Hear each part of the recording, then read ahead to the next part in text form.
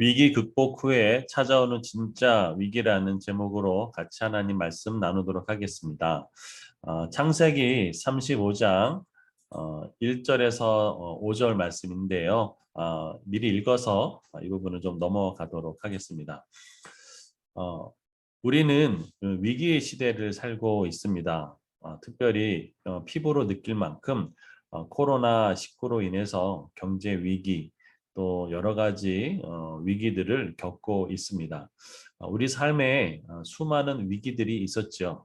어느 모 기업의 그 CEO는 이런 얘기를 했습니다. 매 순간이 위기고 매년이 위기였다라고 말씀하고 있습니다. 저는 우리 삶이 이런 위기의 순간들이 참 많이 있다고 생각합니다. 개인적으로나 사회적으로나 국가적으로도 그렇죠. 자, 우리가 흔히 잘 아는 대로 위기라는 말은 위험하기도 하지만 동시에 기회가 되는 것이 바로 위기입니다. 위기를 기회로 바꾸는 것, 그것이 정말 중요한 인생의 또 지혜이기도 하겠죠. 인생의 최대 위기를 극복한 야곱, 바로 그 야곱의 이야기를 통해서 어떻게 인생의 위기를 극복했는가 같이 좀 살펴보고자 합니다. 야곱에게 있어서의 가장 큰 인생의 위기, 그 눈앞에 보이는 위기는 바로 나반의 집에서 떠나 그 고향으로 돌아왔을 때 자신을 기다리고 있는 바로 형 에서에 관한 위협이었죠. 자신을 죽이려고 하는 마음을 품고 있었고 또 그 형의 낯을 피해 도망갔던, 그리고 그가 돌아오면서 형의 반응이 제일 궁금했겠죠. 이때의 나이가 60세로 추정됩니다. 어떻게 알 수 있는지 좀 같이 보도록 하겠습니다. 창세기 31장 41절에 보면 나와 있습니다. 제가 읽어드리겠습니다. 창세기 31장 41절에 내가 외삼촌 집에 있는 이 20년을 동안 외삼촌의 두 딸을 위하여 14년을, 외삼촌의 양떼를 위하여 6년을 외삼촌에게 봉사하였거늘 이라고 되어 있습니다.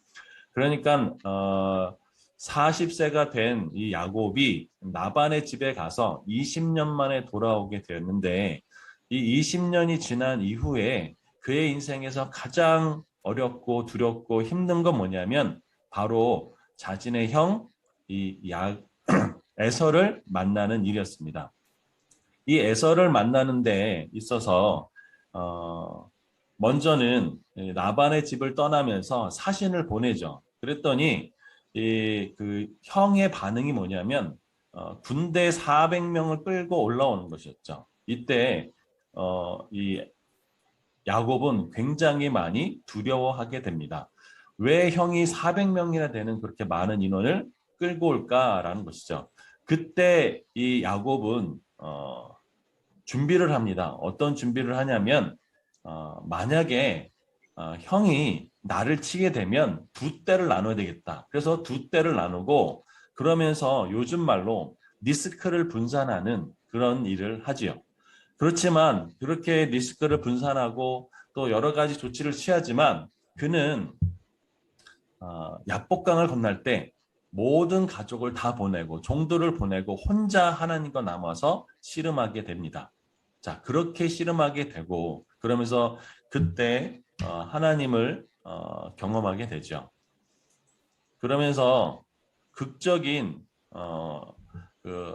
그 씨름을 통해서 이 야곱은 환도뼈가 꺾어지는, 그리고 쩔뚝쩔뚝 걸으면서 이 형 에서를 만나게 됩니다. 그 20년의 복수의 그 칼날이 이 에서가 야곱을 본 순간 눈 녹듯이 녹고 둘은 꺼이꺼이 울면서 화해하게 되는 그런 일이 벌어지죠. 야곱에게 있어서는 그 가장 극적인 순간이고 또 형과의 화해와 용서와 그리고 자신의 삶의 안도가 찾아오는 그런 일이 바로 인생 최대의 위기를 극복한 상태의 야곱이었습니다. 우리는 코로나가 위기라고 얘기를 하지만 진짜 위기는 어쩌면 코로나가 아니라 코로나를 극복한 이후에 찾아올 수 있을지 모르겠다라는 생각을 개인적으로 해보게 됩니다. 야곱이 에서를 만나는 가장 큰 인생의 위기를 극복하고 난 다음에 이 야곱의 반응이 어땠는가? 그거를 좀 읽어드리도록 하겠습니다.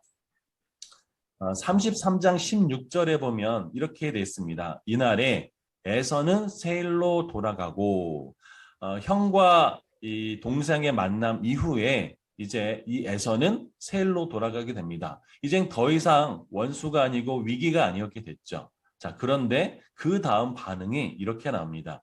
33장 17절 제가 읽어드리겠습니다.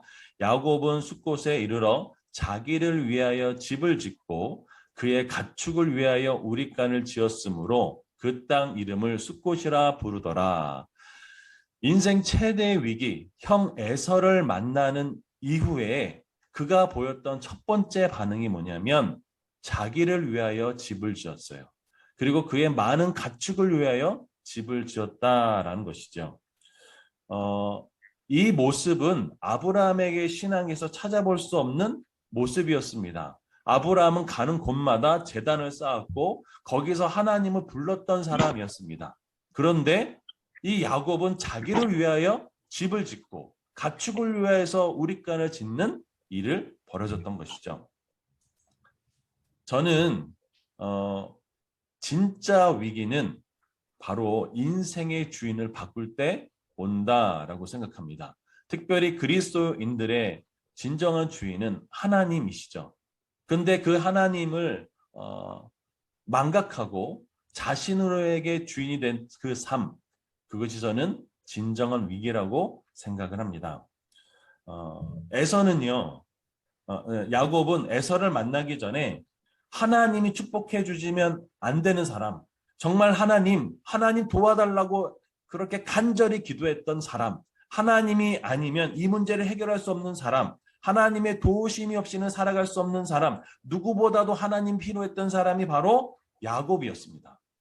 그런데 에서를 만난 후에 그는 자기를 위해 집을 짓고 자신의 가축을 위해 우릿간을 짓는 하나님 중심에서 내 중심으로 신앙의 변질, 우선순위가 바뀌는 일이 벌어지고 있다라는 것이었죠. 예수님은 성전을 정화하면서 그런 말씀을 하셨습니다.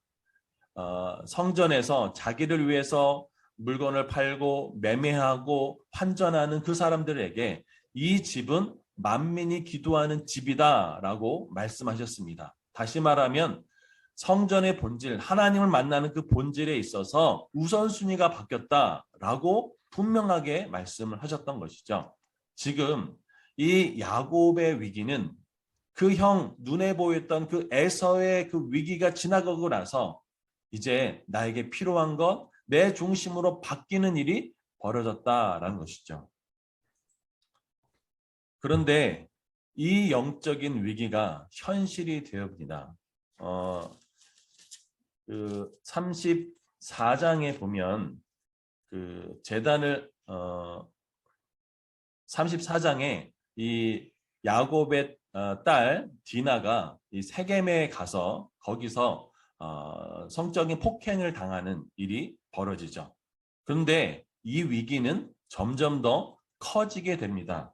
이 소식을 들은 형들은 오빠들은 이 세겜의 족속들을 속이면서 거기 있는 사람들을 다 죽이고 또 그 가족을 죽이고 노예로 잡고 가축을 몰수해오는 그런 일이 벌어집니다. 이렇게 되자 이제는 이것이 부족 간의 민족 간의 전쟁으로 치달을 수 있는 상황에 놓여지게 됩니다. 그것을 어디서 알 수 있냐면 34장 30절에 보면 야곱이 이런 얘기를 합니다. 이것을 주도했던 시므온과 레위에게 이렇게 얘기하죠. 너희가 내게 화를 끼쳐 나로 하여금 이 땅 주민 곧 가나안 족속과 브리스 족속에게 악취를 내게 하였도다. 나는 수가 적은즉 그들이 모여 나를 치고 나를 죽이리니 그러면 나와 내 집이 멸망하리라. 이것이 야곱이 느끼는 위기였습니다. 작은 사건에 불과했지만 그것이 이제는 자신뿐만 아니라 자신의 가족을 다 몰살시킬 수 있는 종족 간의 전쟁으로 확전될 수 있는 그 위기의 상황 가운데 놓여지게 됐죠. 사실 이 위기는 바로 야곱으로부터 시작되었습니다.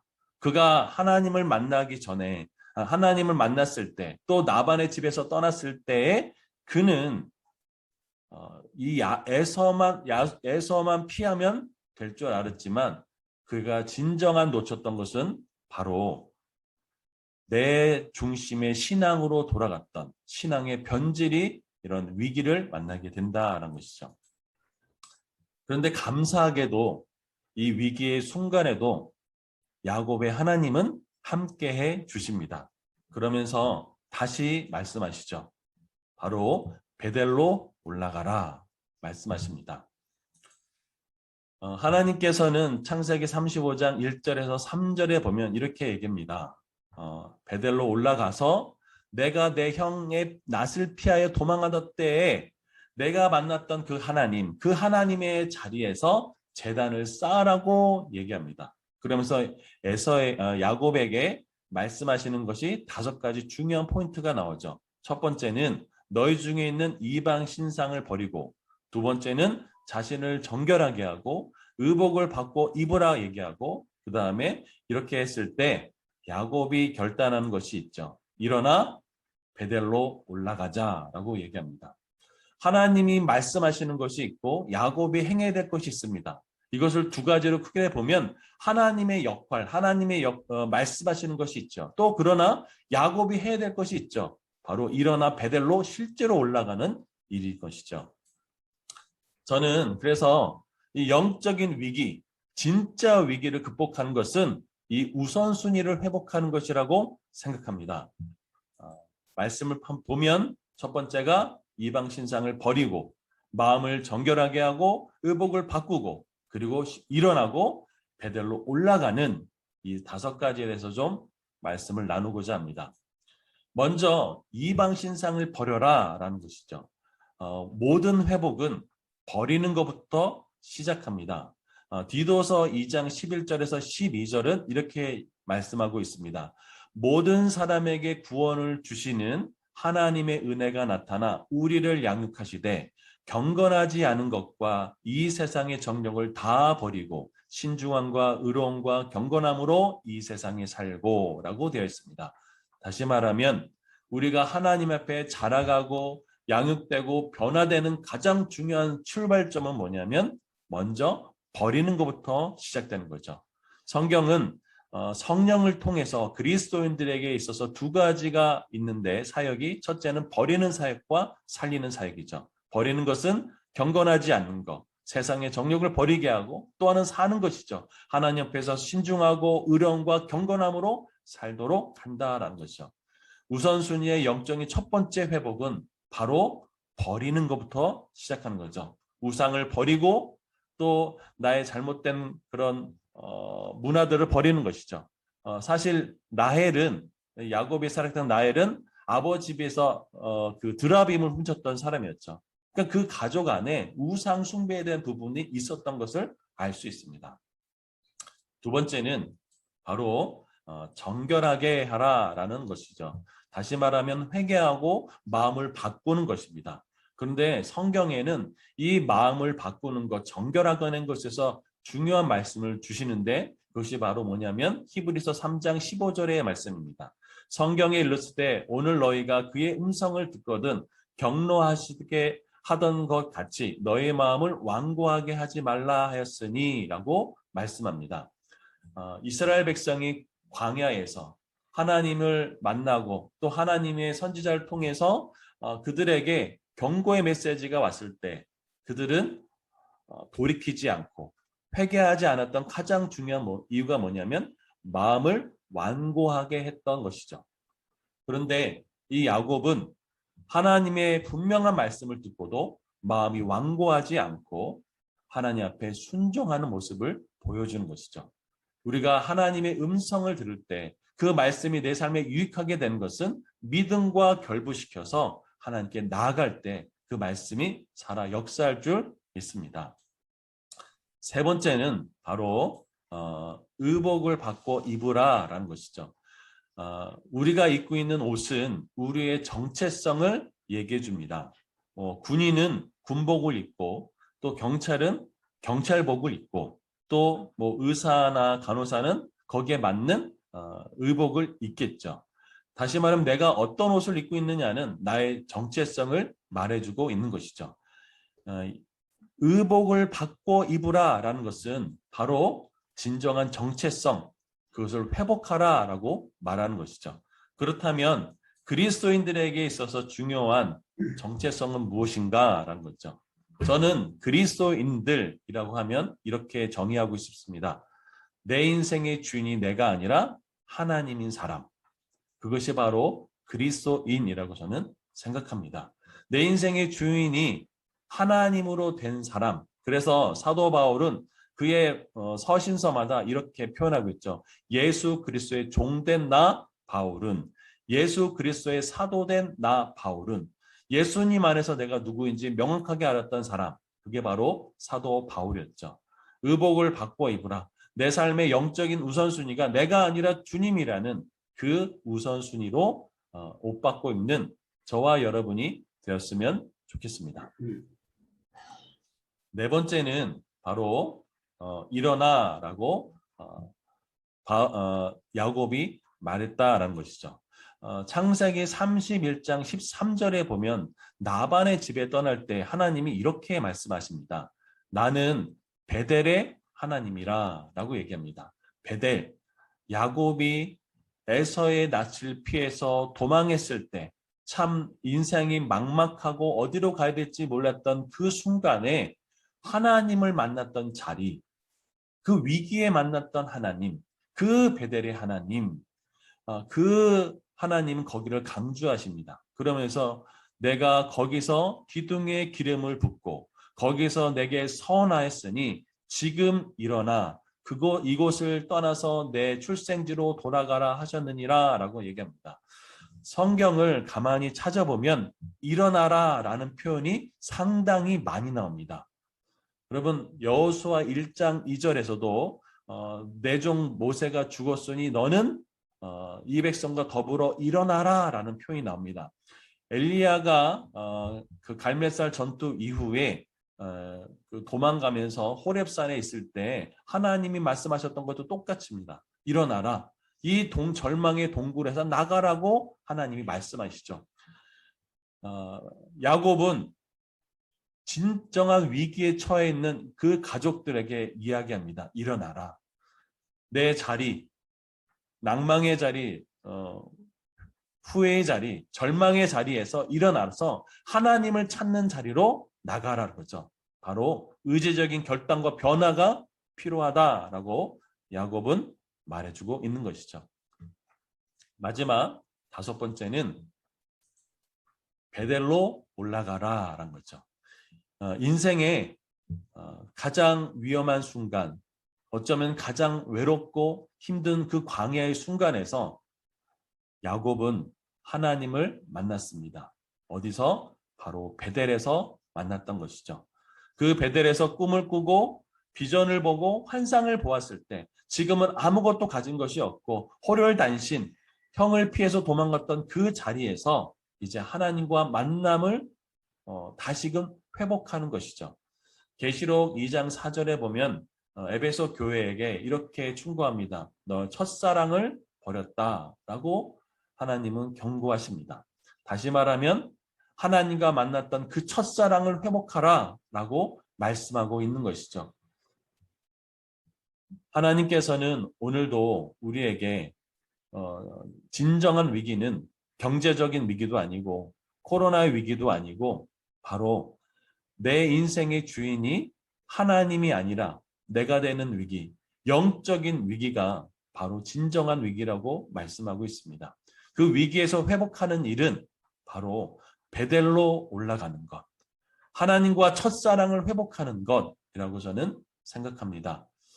여러분이 하나님과 만났던 그 베델은 어디 있습니까? 하나님과 만났던 그 첫사랑의 그 감격이 있었던 그곳이 어디 있습니까? 혹시 그 첫사랑을 잃어버리지는 않으셨습니까? 하나님과 그 뜨거운 만남의 자리, 눈물이 있었던 자리, 간절한 부르짐이 있었던 자리, 하나님과 소망이 있었던 자리, 하나님의 약속이 충만했던 그 자리, 거기에 그 자리에 혹시 계시고 있습니까? 위기의 순간에도 하나님은 함께 하셨습니다. 그리고 말씀하시죠. 베델로 올라가라. 하나님은 베델로 올라가는 그 야곱과 그의 가족들에게 말씀하십니다. 이방 신상을 버리고 마음을 정결하게 하고 너의 분명한 정체성을 가져라. 그리스도인으로서 누가 주인인지 분명하게 해라. 그리고 이제는 실질적인 자리의 변화, 그리고 하나님과 만남의 자리, 그리고 거기서 하나님을 부르짖으라라고 말하는 것이죠. 이 시간에 좀 같이 기도했으면 좋겠습니다. 요즘 많은 영적인 위기의 시대를 저희가 살고 있습니다. 코로나가 곧 끝날 줄 알았는데 여전히 위기는 현재 진행 중이고, 많은 사람들은 코로나 이후에 또 다른 위기에 대해서 걱정하고 있습니다. 그러나 진정한 위기는 우리가 주인 되신 예수님을 버리고 내가 내 인생의 주인이 되는 것이 아닌가라고 생각합니다. 예수님만 인생의 답이고 예수님만 우리 문제의 해결 책임을 고백합니다. 우리 영적인 위기가 현실의 위기가 되지 않도록 오늘 베델로 올라가는 저와 여러분이 되었으면 좋겠습니다. 우리 이 시간에 좀 주신 말씀을 기억하면서 같이 한번 기도했으면 좋겠습니다. 하나님, 영적인 위기에 또 위기의 시대에 하나님 정말 함께 하시는 하나님을 경험하게 해주시고 인생의 골짜기마다 함께 하셔서 우리를 베델로 올라가게 하시는 하나님, 그 하나님께 부르짖으며 나아가겠다고 같이 기도했으면 좋겠습니다. 기도하겠습니다. 하나님 아버지 감사합니다.